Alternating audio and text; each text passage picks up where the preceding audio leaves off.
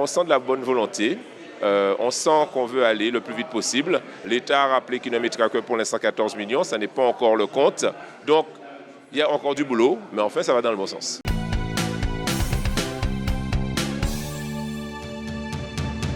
Monsieur le député, première impression pour cette journée quasiment du Congrès, positif ou négatif?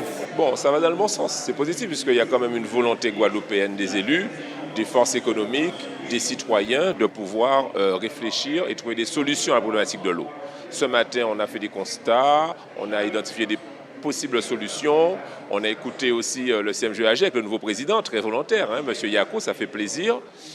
Là, cet après-midi, on fait des choses importantes. Il y a 4 résolutions qui nous sont présentées. Je les trouve, je les ai lues, à l'instant, je les ai découvertes, très ambitieuses.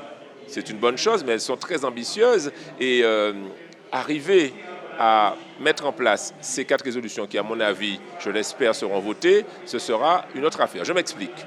Par exemple, on demande à ce que, dans le déficit structurel du SMGAG, 30 millions d'euros, que la région, l'État, les EPCI et les communes prennent en charge une partie du déficit. J'espère que les EPCI présentes vont s'exprimer en disant « oui, nous prenons en charge le montant qui est mis ». Ensuite, j'ai vu que dans un article de la résolution 2, on demande à ce que les 80 à 100 agents en trop du SMGAG soient repris par la région. Et il y a un nombre d'agents par le département, un nombre d'agents par les EPCI et par les communes. J'espère que les décideurs ici présents vont voter cela pour qu'effectivement on puisse alléger la barre du SMGAG pour pouvoir faire des investissements. Et ensuite, il y a encore quelque chose de plus ambitieux, OIN, finalement une organisation d'intérêt national qui demande à l'État de mettre des sous par le gouvernement, par une loi. C'est encore très ambitieux. Ce que moi j'ai rappelé, c'est que contrairement à ce qui se fait en général, il faut maintenant que le président du Congrès mandaté pour aller voir les ministres et le gouvernement puisse se faire accompagner des parlementaires, ne pas arriver seul, parce que quand on est seul, on est moins fort pour parler Guadeloupe. Et donc ça a été une demande très forte que j'ai formulée. J'espère qu'elle sera respectée. Donc clairement, ça va dans le bon sens.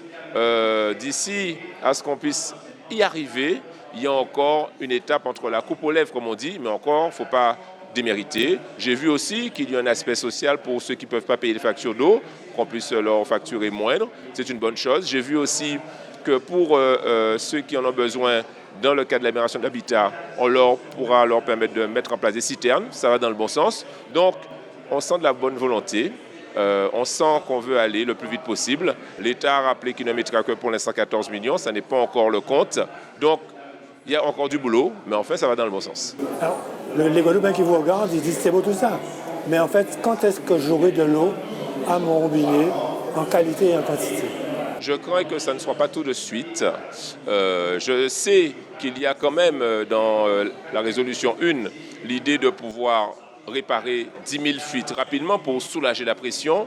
J'ai entendu des spécialistes dire que normalement, d'ici 6 mois, si on commence aujourd'hui, ça ira mieux. D'ici 2 ans, on sera vraiment très soulagé. J'espère que ce sera le cas. J'ai vu aussi qu'on demande dans une résolution à la région de mettre en place une formation pour former tous ceux qui voudraient travailler dans le métier de l'eau, parce que sur 10 ans, on a un paquet d'argent à investir, donc un paquet de personnes à former.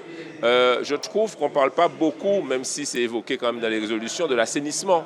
C'est une catastrophe. Les coraux, la pollution du petit cul-de-sac marin et du grand cul-de-sac marin conduit à ce que les coraux blanchissent et que les poissons-chats notamment soient moins nombreux. Les pêcheurs ne peuvent pas pêcher et les nappes phréatiques sont menacées. Donc l'assainissement, on doit aussi l'accélérer. Donc quand est-ce? Ce ne sera pas tout de suite. Je n'ai pas encore le vote des résolutions. On pourra faire un point précis sur qui s'est engagé sur quoi, parce que je ne suis pas sûr que tous les EPCI se soient encore vraiment engagés sur des montants de prise en charge de déficit et des personnes qui vont être reprises. Donc, wait and see, c'est une bonne déclaration d'intention. Maintenant, il faut la mettre en place. Pour terminer, comment vous qualifiez l'absence du maire des Abîmes, président de Cap Excellence, dans ce grand congrès, grande rencontre où il pourrait peser de son influence? C'est dommage. Bien évidemment, la politique de la chaise n'est jamais la bonne. J'ai observé, je crois que le président de la CARL n'est pas là non plus. Donc c'est dommage parce qu'on a besoin, ils ont été élus même de façon indirecte par le peuple dans des collectivités importantes, ils doivent donner leur avis. J'ai entendu que son représentant a dit qu'il prend acte des décisions. Ça ne veut pas dire qu'il est d'accord, il prend acte et qu'il va soumettre ça aux délibérations de Cap Excellence et de la ville des Abîmes. Eh bien, on verra quelle sera la position à ce moment-là. Mais je ne crois pas que la politique de la chaise vide soit la bonne façon de faire dans l'intérêt des Guadeloupéens.